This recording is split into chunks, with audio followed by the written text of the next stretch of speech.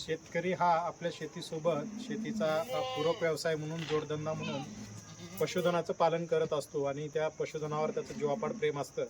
आज Vadgaon Nimbalkar police station या ठिकाणी चोरीच्या दाखल असलेल्या गुन्ह्यामध्ये जप्त केलेलं पशुधन, शेळ्या आणि बोकड हे शेतकऱ्यांना आणि कष्टकर्त्यांना परत करताना आम्हा पोलिसांना आणि आम्हा सर्व टीमला अतिशय आनंद होत आहे.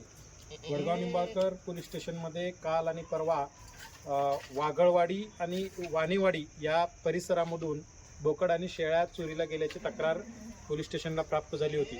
या पोलीस स्टेशनचे प्रभारी अधिकारी श्री नागनाथ पाटील हे DYSP सुदर्शन राठोड यांच्या मार्गदर्शनाखाली त्यांची टीम, पोलीस उपनिरीक्षक साबळे आणि येथील शोध पथक यांनी शोध घेऊन 24 तासाच्या आतमध्ये सातारा जिल्ह्यातून फलटण तालुक्यातून या आरोपींना ताब्यात घेतलेला आहे आणि आरोपींनी त्या ठिकाणी एक शेड तयार करून चोरीचा नेलेल्या शेळ्या त्या ठिकाणी ते ठेवत होते आणि तेथून पुढे ते विविध व्यापाऱ्यांना त्याची विक्री केली जात होती.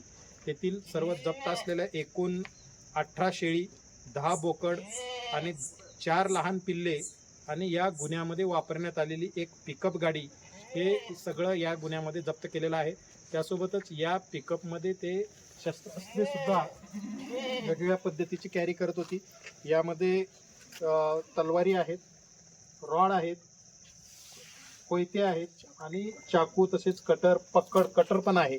त्या कटरचा वापर ते जाळ्या तोडण्यासाठी करायचे. हे सगळं साहित्य या ठिकाणी जप्त करण्यात आलेलं आहे. या गुन्ह्यामध्ये एक आरोपी अशोक बाबुराव जाधव याला अटक करण्यात आलेली आहे.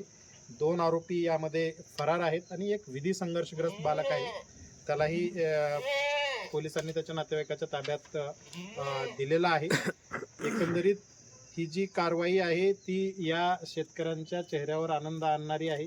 मुळात यातील जे पशुधन चोरीला जातं ते पुढे लगेच व्यापाऱ्याला विकलं जातं आणि ते कधी परत मिळेल का नाही याची शक्यता आणि शाश्वती कमी असते. पण यामध्ये 24 तासाच्या आतमध्ये कारवाई झाल्यामुळं हे पशुधन परत हस्तगत करता आलं आणि आज त्यांना परत देता येतं, याचं एक वेगळं समाधान या ठिकाणी आहे. धन्यवाद. मी वाघावडी या ठिकाणी राहणारी आहे. आमच्या रविवारी 2 वाजता, पहाटे 2 वाजता 3 शेळ्या आणि 1 बोकड चोरीला नेले. आमचे सासरे उठले आणि त्यांनी सहज उठले आणि खिडकीतून डोकरच्या समोर पिकअप दिसली त्यांना आणि ते ओरडले. आम्ही त्यांचा पाठलाग करू म्हणून त्यांनी गाडीच्या वायरी सुद्धा तोडल्या होत्या आणि आम्ही लगेच साहेबांना कॉल केला आणि लगेच साहेबांची टीम सुद्धा आली. लगेच 5 मिनिटातच साहेबांची टीम हजर झाली आणि त्यांनी दुसऱ्या दिवशी सकाळी लगेच त्यांनी सगळे तपास सुरू केला. आता तुमचं शेळी मेंढी गेलेली तुम्हाला परत मिळाली आहे, काय वाटतंय तुम्हाला? खूप आनंद झाला आणि त्यांची टीमचे सुद्धा खूप खूप आभार की त्यांनी आमच्या शेळ्या आणि परत मिळवून दिल्या त्याबद्दल. पाटील साहेबांनी बी आम्ही 3-4 दिवस न तुकडा पाणी खाता फिरत होतो. सगळे फुटेज वगैरे चेक करून सर्व पाटील साहेबांची टीम ही सस्तेवाडी परिसरातून पूर्ण चोपडज, वाकी, आनंदनगर, पार मोरगावपर्यंत CCTV त्यांनी सर्व उलटे पालटे घालून आमच्यासाठी भरपूर सहकार्य केलं. सर्वांचं स्टॉपचं आम्ही पशुधन शेतकरी सर्वांच्या वतीनं पाटील साहेबांचं आणि त्यांच्या संपूर्ण टीमचं आम्ही आभारी ऋणी आहोत आणि इथून पुढे असंच शेतकऱ्यांना आम्हाला सहकार्य करावं.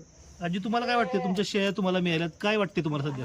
आमच्यावर सहकार्य ठेवा, आम्हाला म्हणजे बंधू बहिणीसारखं तुम्ही म्हणजे. आणि शेळ्या तुमच्या मिळाल्या, तुम्हाला आनंद झालाय का? आनंद झाला की आता आपली वस्तू आपल्याला आल्यावर रडत होतो आम्ही. 4 दिवस अन्न खाल्लं नव्हतं. आणि मोलमजुरी करून साहेब मोलमजुरी करतात.